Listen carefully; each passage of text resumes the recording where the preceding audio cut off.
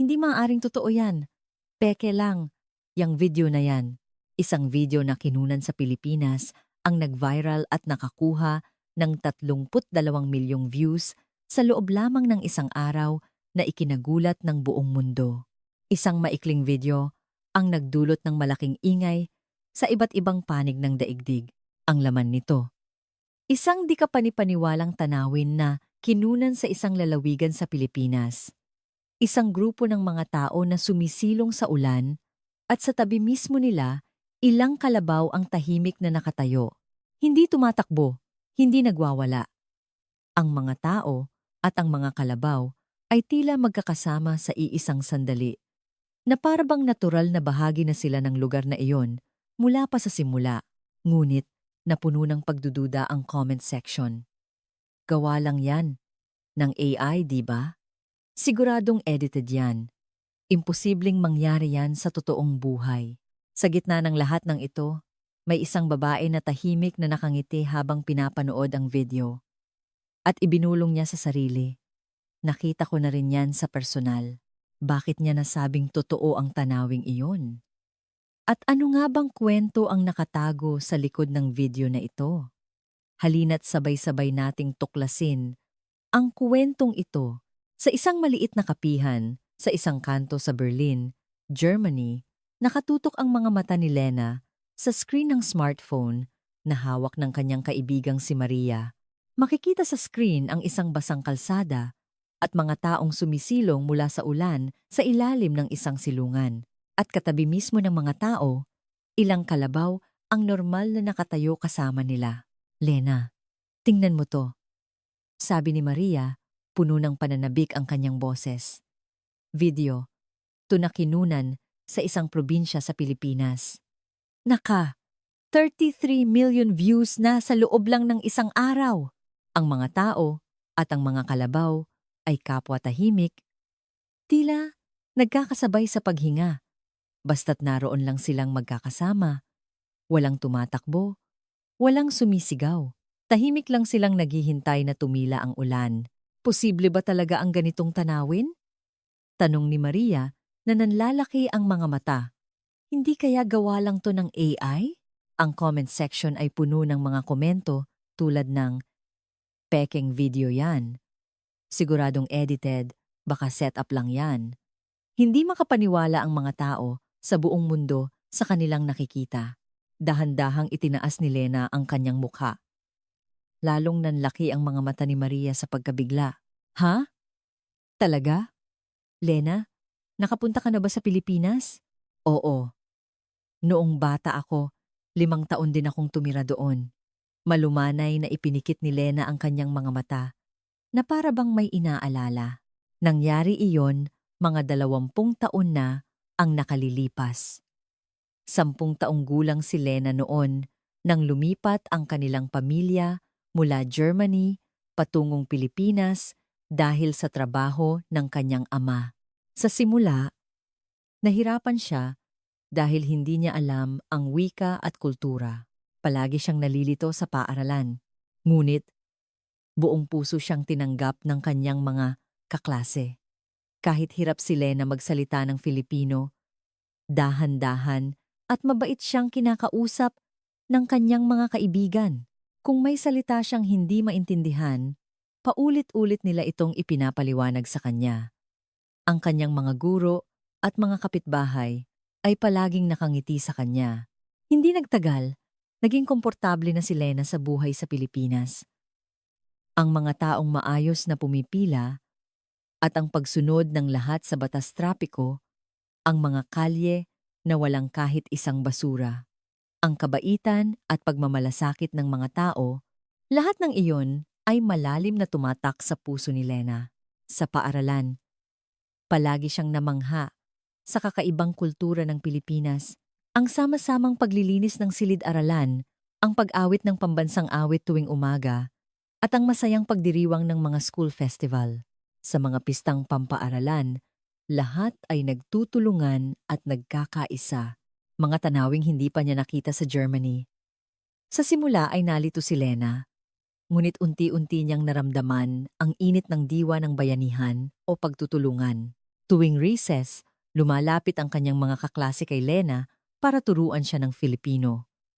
Itinuro nila na ang paggamit ng po at opo ay tanda ng paggalang, na ang pagsasabi ng salamat ay may kasamang ngiti. Hindi lang mga salita ang itinuro nila, kundi pati na rin ang pusong nasa likod ng mga ito.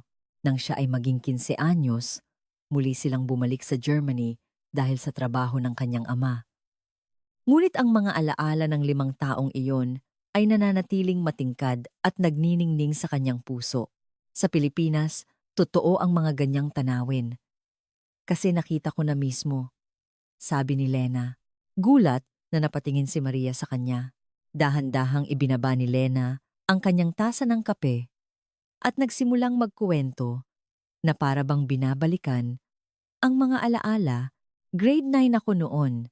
Nagkaroon kami ng field trip sa isang malapit na probinsya. Panahon iyon ng tag-araw. Kasama ang kanyang mga kaklase, binisita nila ang isang malawak na bukirin. Sa malawak na luntiang damuhan, malayang naglalakad ang mga kalabaw. Nabighani si Lena sa tanawing unang beses niyang makita. Ang mga hayop sa bukid ay namumuhay ng mapayapa malapit sa mga tao. Kasama ang isang kaibigan, lumapit sila sa isang magsasaka na nag-aalok ng sariwang damo para ipakain sa mga kalabaw. Dahan-dahan niyang inilahad ang kanyang kamay. Isang kalabaw ang marahang lumapit sa kanya. Sa malalaki nitong mga mata, walang bahid ng takot o pag-iingat. Tinitigan ng kalabaw ang mukha ni Lena at marahang iniyuko ang ulo nito para kainin ang damo mula sa kanyang kamay. Napakabait ng mga mata niya, sabi ni Lena, habang bumabalik ang init ng alaala sa kanyang boses. Para bang nagtitiwala siya sa akin at noon nga nangyari. Biglang dumilim ang kalangitan at nagsimulang pumatak ang ulan. Bigla ang buhos ng ulan. Nagmamadaling tumakbo sina Lena sa silungan ng isang malaking bahay na bato malapit doon. May ilang turista na ring sumisilong doon. Habang naghahabol ng hininga si Lena, may naramdaman siyang presensya sa kanyang tabi. Nang lumingon siya, nakita niya ang ilang kalabaw.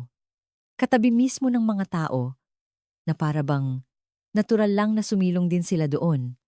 Walang sinumang nagpakita ng pagkagulat. Ang mga tao at ang mga kalabaw ay tahimik na nakatayo, magkakasamang naghihintay na tumila ang ulan. Hindi makagalaw si Lena. Ang tanawing iyon ay may gandang tumagos hanggang sa kaibuturan ng kanyang puso. Hindi ito isang relasyon kung saan mas mataas ang tao kaysa sa hayop. Walang sobrang pakikialam, walang takot, basta't naroon lang silang magkakasama. Ang tunog lang ng patak ng ulan sa bubong ang maririnig, at maging ang tunog na iyon ay tila kaaya-aya. Ikinintal ni Lena ang sandaling iyon sa kanyang isipan. Nangakong hinding-hindi niya ito malilimutan.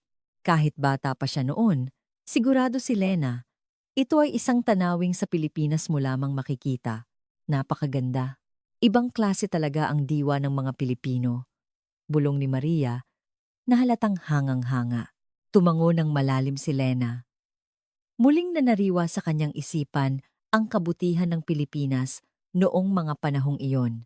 Ang mababait niyang kaibigan, ang matiyagang pagtuturo ng kanyang mga guro, ang mga kapitbahay na bumabati nang may ngiti, lahat ay namumuhay ng may pagmamalasakit sa kapwa.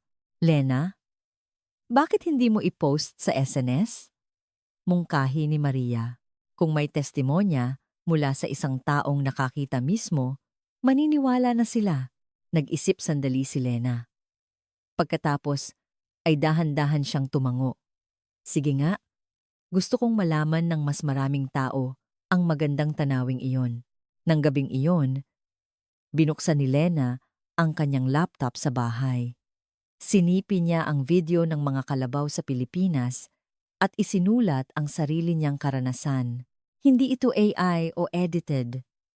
Tumira ako sa Pilipinas ng 5 taon noong bata ako at sa isang field trip, nasaksihan ko mismo ang eksaktong tanawin sa video na ito. Mga tao at kalabaw na magkakasamang sumisilong sa ulan. Ito ay isang magandang katotohanang tunay na nangyari. Pagkatapos niyang pindutin ang post button Agad na nagkaroon ng mga reaksyon. Ang iilang komento ay mabilis na dumami. Kumalat din ang shares, at sa isang iglap, ang post ni Lena ay kumalat sa buong mundo. Hindi ako makapaniwala. Kung may nakaranas mismo, totoo nga, ang galing pala ng Pilipinas. Marami tayong matututunan sa mga Pilipino. Totoo pala ang lugar na yan. Gusto kong pumunta. Habang binabasa ang mga dumarating na komento, isang mainit na pakiramdam ang kumalat sa puso ni Lena. Ang pagpuri sa Pilipinas ay parang pagpuri na rin sa kanya. Ang bansang tinirhan niya ng 5 taon, ang mga taong magiliw na tumanggap sa kanya. Para kay Lena, ang Pilipinas ay ang kanyang pangalawang tahanan. Habang nakatingin sa screen, tahimik na naisip ni Lena. Gusto kong bumalik sa lugar na iyon. Kinabukasan, tinawagan niya si Maria.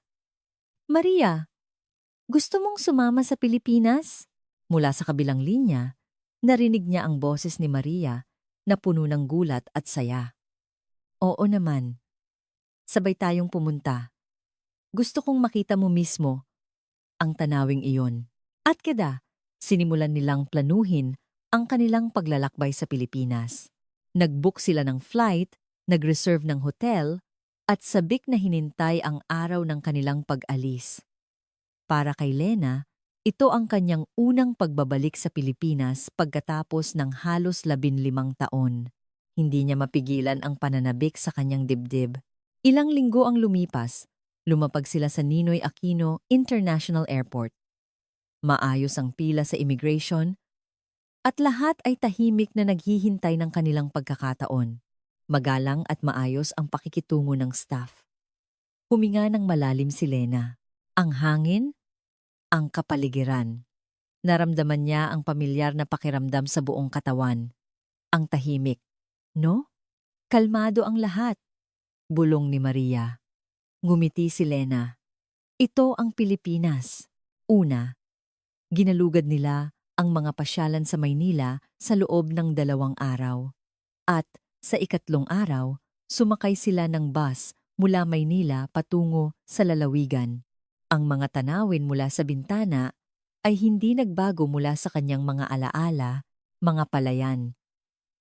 Lahat ay may harmoniya at nagbibigay ng kapayapaan sa puso.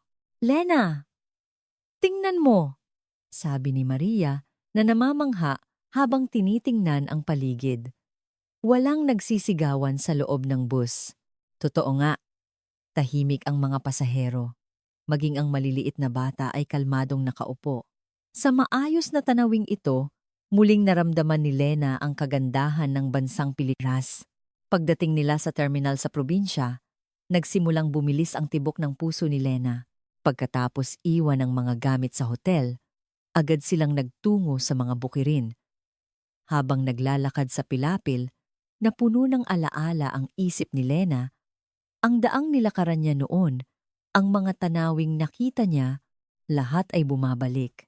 At nang matanaw niya ang pasukan sa malawak na sakahan, napahinto si Lena. Tulad ng dati, naroon ang mga kalabaw. Mga kalabaw na nanginginain ng damo. Mga kalabaw na nagpapahinga sa ilalim ng puno at mga kalabaw na payapang naglalakad malapit sa mga tao. Nagsimulang mamasa ang mga mata ni Lena. Walang pinagbago. Nagniningning din ang mga mata ni Maria. Totoo nga. Nandito nga sila. Ang lapit. Bumili sila ng mga tangkay ng kangkong mula sa isang maliit na tindahan. Nang marahang inilahad ni Lena ang kanyang kamay, isang kalabaw ang dahan-dahang lumapit sa sandaling makita niya ang maamo nitong mga mata. Bumalik ang puso ni Lena sa araw na iyon. 15 taon na ang nakalipas. Dahan-dahang iniyuko ng kalabaw ang ulo nito at kinuha ang kangkong mula sa kamay ni Lena. Salamat! Hindi sinasadyang nasabi ni Lena. Medyo takot man, nag-abot din si Maria ng kangkong. Magiliw itong kinuha ng kalabaw mula sa kanyang kamay. Grabe. Nagtitiwala talaga sila, hindi sila natatakot. Nanginginig sa tuwa ang boses ni Maria habang nasa probinsya. Naisip ni Lena at Maria na gusto pa nilang matuto kaya sumali sila sa isang local guide tour. Isang may edad na lalaki na may mabait na ngiti ang naggabay sa kanila. Ang mga kalabaw dito ay may napakahabang kasaysayan. Mahinahong simula ng guide. Daan-daang taon na ang nakalipas, itinuring na ang mga kalabaw bilang kasama sa buhay ng mga magsasaka. Hindi lang sila hayop na nagtatrabaho sa bukid, kundi simbolo ng kasipagan at katatagan ng Pilipino. Naramdaman ni Lena ang bigat ng kasaysayan. May malalim palang dahilan, hindi lang dahil cute sila o kakaiba. Isang ugnayan na hinubog ng pananampalataya, kasaysayan, at henerasyon. Hindi lang yan, patuloy ng guide. Ang kalabaw ay pambansang hayop din natin. Ngunit, hindi namin sila tinitingnan bilang isang bagay na kailangang protektahan lang. Sila ay mga nilalang na kasama naming namumuhay. Ang mga salitang kasama naming namumuhay ay malalim na tumatak sa puso ni Lena. Nakikinig din si Maria nang may buong atensyon. Sa kanluran, madalas gamitin ang salitang conservation.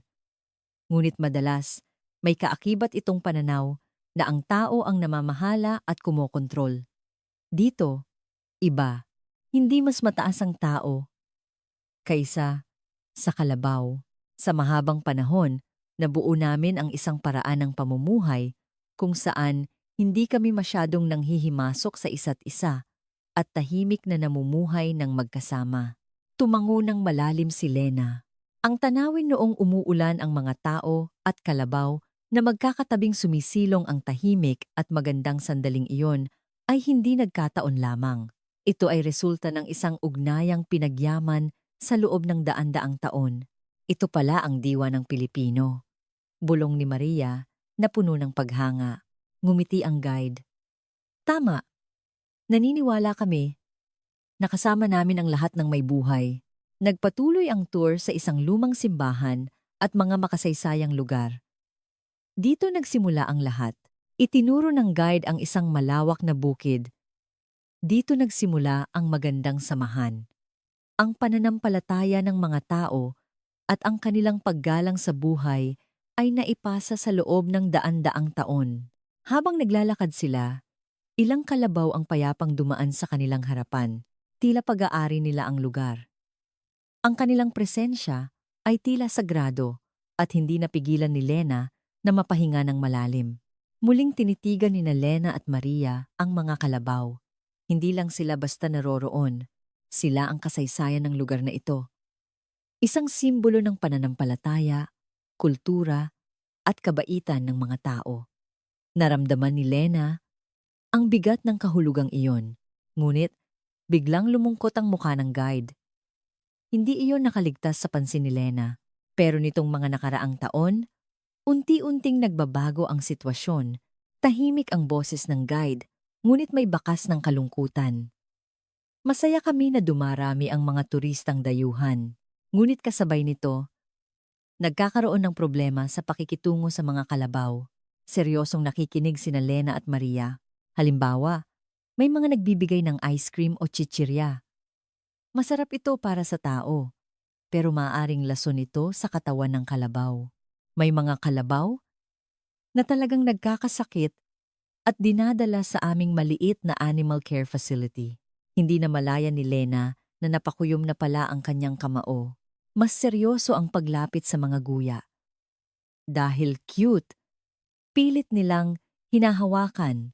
Kapag kumapit ang amoy ng tao sa guya, minsan ay itinatatakwil na ito ng kanyang ina.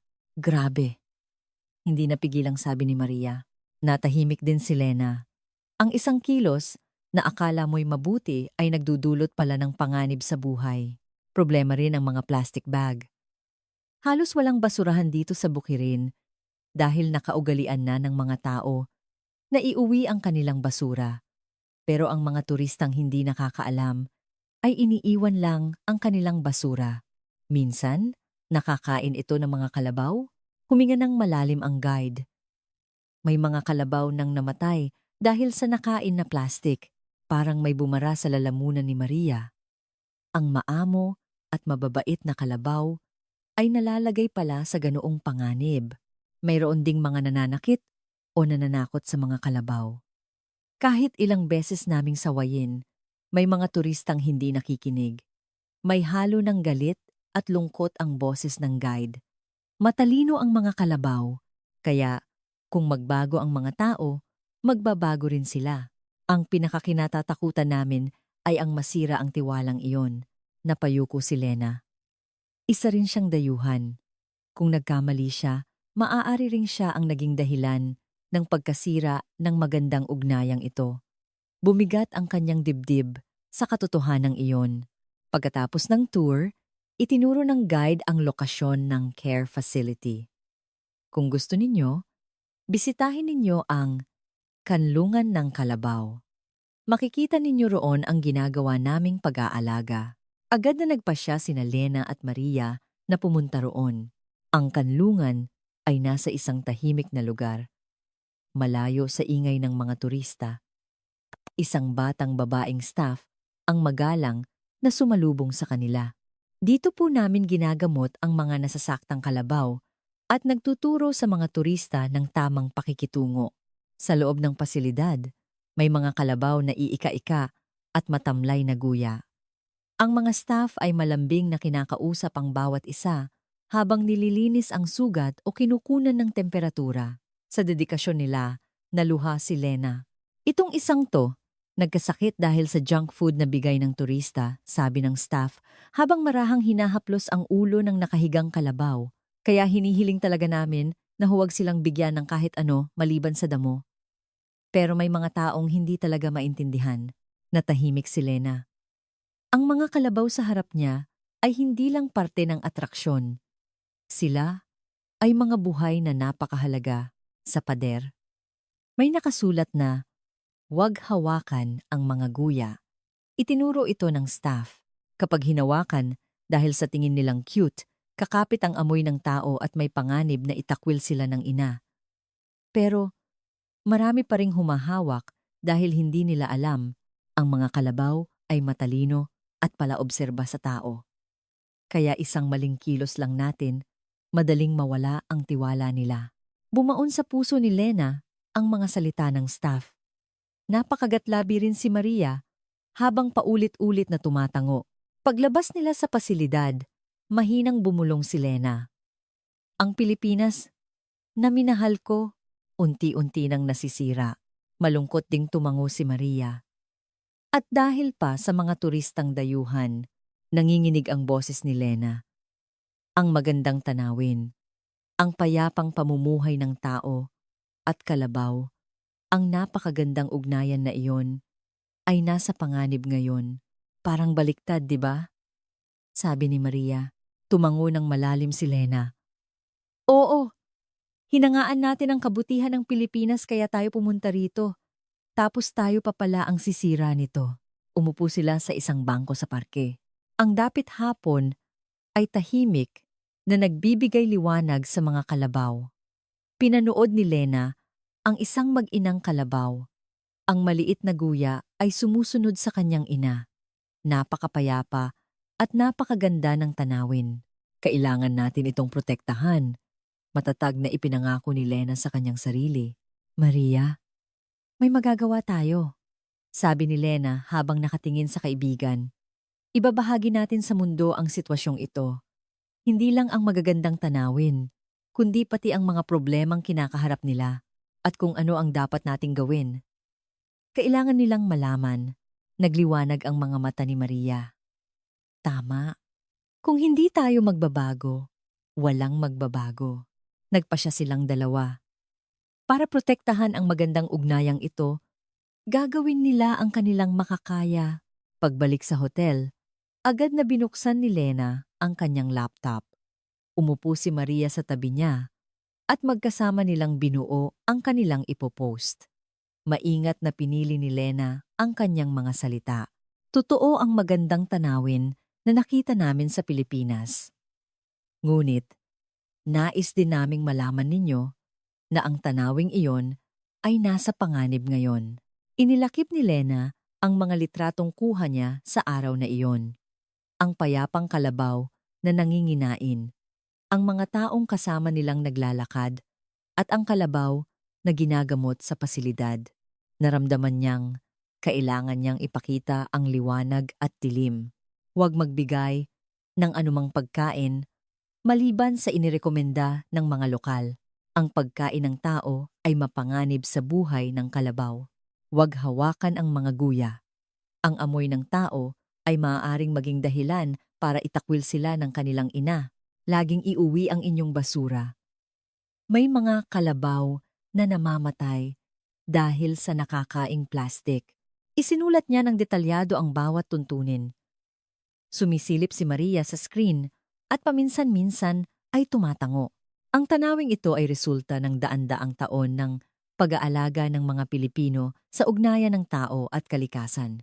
Bilang mga bisita sa lugar na ito, kailangan nating kumilos ng may paggalang. Tayong humahanga sa kagandahan ng Pilipinas, ang siyang sisira nito. Wala nang mas masakit pa kaysa roon. At tinapos ni Lena ang kanyang post. Para maiwan natin ang magandang tanawing ito para sa hinaharap, baguhin natin ang ating kamalayan. Pagpindot niya ng post, agad na nagkaroon ng mga reaksyon. Ang mga taong nakakita ng kanyang unang post ay sunod-sunod na nagkomento. Hindi ko alam to. Salamat sa pagbabahagi. Mag-iingat ako.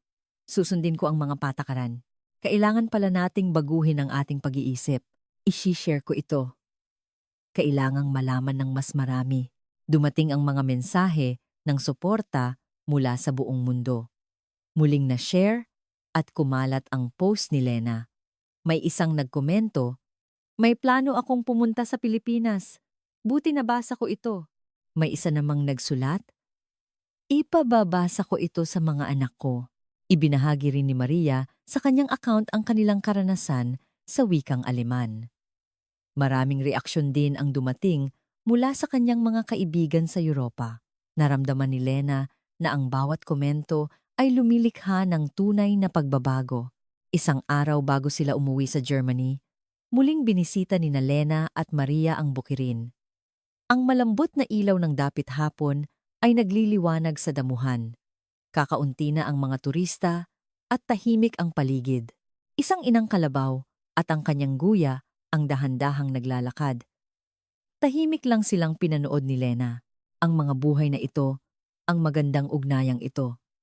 Hindi ito isang bagay na basta na lang nariyan, kundi isang bagay na pinrotektahan ng mahabang kasaysayan at pagsisikap ng mga tao. Salamat, bulong ni Lena sa kanyang puso. Ang mga itinuro sa kanya ng bansang ito, ang kahulugan ng pakikipagkapwa, ang paggalang sa buhay, ang diwa ng pagmamalasakit, lahat ay naging kayamanan sa kanyang buhay. Ngumiti si Maria sa tabi niya. Napakagandang paglalakbay. Buti na lang pumunta tayo sa Pilipinas. Ako rin. At masaya akong kasama kita, Maria. Tahimik silang nagngitian. Pagbalik sa Germany, patuloy na ikinuwento ni Lena ang tungkol sa Pilipinas. Sa kanyang mga kaibigan sa unibersidad, mga kasama sa trabaho, at pamilya, lahat ay seryosong nakikinig. Ang post ni Lena ay patuloy pa ring naibabahagi. Paminsan-minsan, nakakatanggap siya ng mensahe. Nakita ko ang post mo at pumunta ako sa Pilipinas. Sinunod ko ang mga patakaran at nagkaroon ako ng napakagandang karanasan. Naniniwala si Lena. Ang kagandahan ng Pilipinas ay hindi lang nasa mga gusali o teknolohiya. Ito ay nasa puso ng mga tao, sa kanilang paggalang sa buhay, at sa diwa ng pakikipamuhay na hinubog sa daan-daang taon. Ang mga kalabaw sa Pilipinas ay hindi lang basta naroroon. Sila ang kultura, ang kasaysayan mismo, isang simbolo ng magandang ugnayan ng tao at kalikasan na tumagal ng daan-daang taon. Ngayon, buong puso nang nauunawaan ni Lena ang kahalagahan nito. At kasabay nito, ang responsibilidad na protektahan ito ay nasa bawat isa sa ating mga bumibisita. Sa pader ng kwarto ni Lena, may nakasabit na litrato. Isang larawan ng mag-inang kalabaw sa gitna ng dapit hapon. Sa tuwing tinitingnan niya ang larawan, naiisip niya, kailangang maprotektahan ang tanawing ito para sa hinaharap. Ang itinuro ng Pilipinas ang pakikipamuhay ay hindi lang tungkol sa pagiging mabait. Ito ay tungkol sa pagrespeto sa kapwa, pagpapanatili ng tamang distansya, at pagkakaroon ng malalim na paggalang. Ang diwang ito ay hindi lang para sa ugnayan ng tao at hayop, kundi pati na rin sa ugnayan ng tao sa tao. Ngayon, sigurado si Lena, ang Pilipinas ay isang tunay na napakagandang bansa. At ang kagandahang iyon ay lalong nagniningning kapag tayo, bilang mga bisita, ay may dalang tamang puso.